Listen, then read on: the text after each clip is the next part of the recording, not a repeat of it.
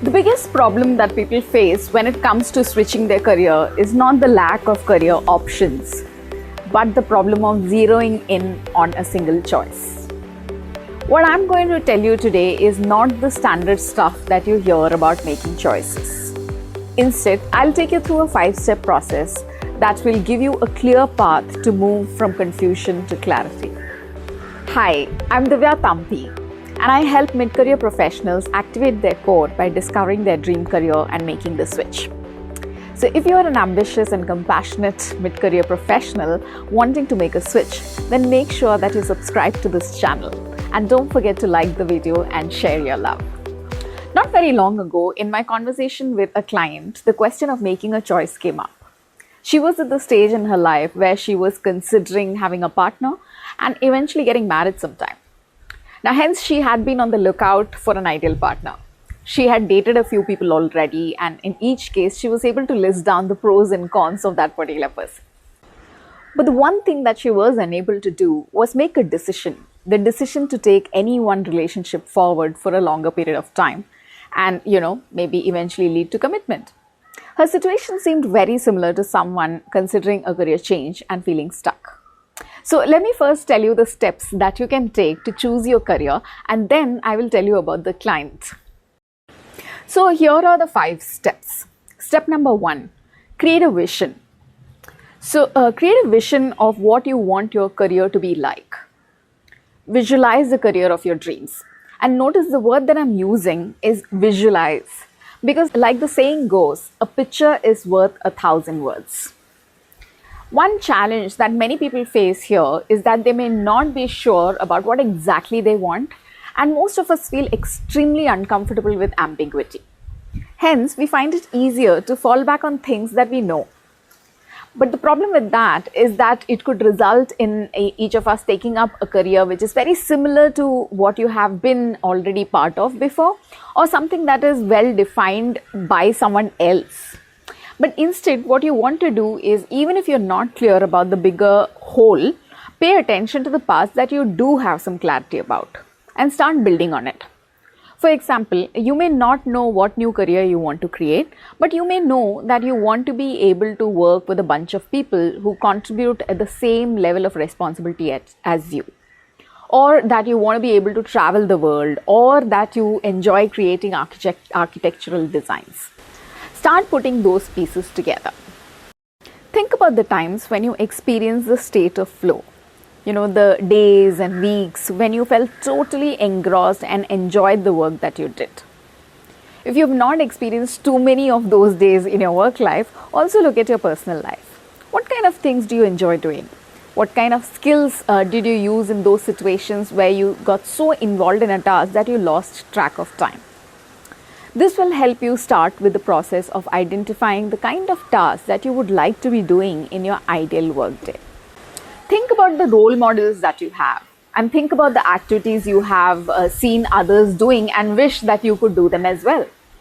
Think about the kind of environments that you like to work in. Do you find yourself happier working with teams, or do you prefer working on your own? Do you like traveling as part of the work that you do, or you prefer a specific place that you can work from every day? Asking and reflecting on these questions will bring more and more clarity to your vision of what you'd like to be doing. Now, it is important that you stay in the creative space when doing this and not start thinking about how you will achieve this, how you will find this career that fits with all of this that you've been thinking about. Right now, just stay with creating the vision. Every day, start putting smaller part of the puzzle together, and with enough focus and attention, your mind will be able to create the complete picture.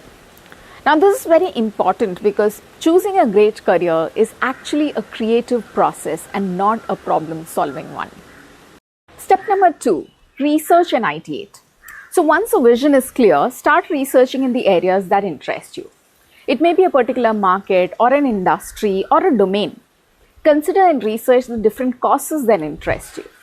Your research could also include setting up appointments and speaking to people who seem to be in roles that appeal to you. Now, based on all that you find out, use permutations and combinations of different roles, domains, and causes to create possible career options. Remember that not every career or role has yet been defined. Driverless car engineers and cloud architects did not exist as job roles till about a few years ago. Step number 3. Join and become part of ecosystems. Join physical and virtual communities where the skills that you're interested in are used, discussed, and practiced. For example, if you enjoy training people for better health and fitness, become part of a community, it could be virtual or real, where people like fitness consultants or practitioners come together for discussions, assignments, or webinars or seminars. So when you become part of such communities, you will actively and passively start imbibing and assimilating terminology and knowledge related to your area of interest. It's a little like trying to learn Spanish when you are in Spain. It is much easier because you are surrounded by people who speak the language. The more you spend time with people who use the skills you like, the more you will learn new ways and contexts in which to use the skills. And this is important because a good career comprises of opportunities to use your favorite skills to create value for others in a way that you find fulfilling. Step number 4, review after you have done this much. So step back and review all the information you have gathered, both in terms of experiences as well as knowledge. Because by now you will have an understanding of what you enjoy and don't enjoy doing. You will start to see different ways in which people are using the skills that you enjoy using. You will learn about what kind of knowledge and skill gaps you need to fill to be able to have a career that you envisioned.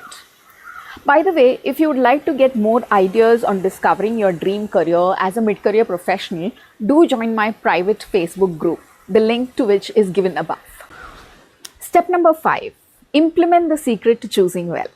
To make a good choice, you need data which can help you make a well thought out choice.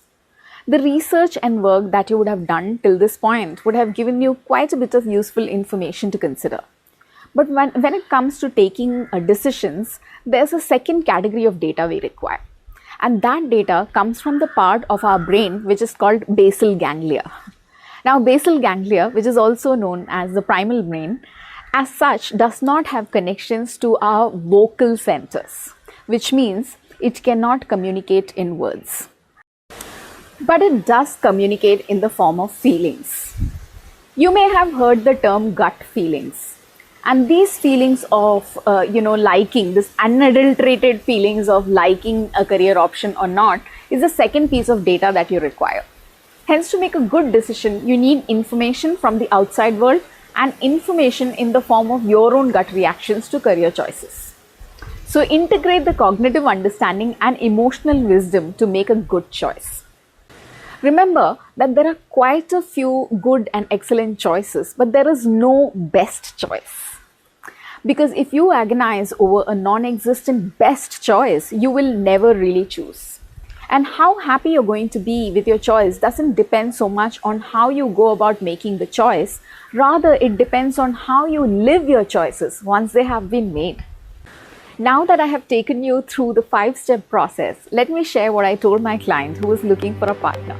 I told her that how satisfied she is going to be with a person did not depend so much on whom she chose or how long she took to make the choice, as it did on how committed and willing she was to make it work by doing her best and taking responsibility for her own happiness. All the very best to you, and thank you so much for watching.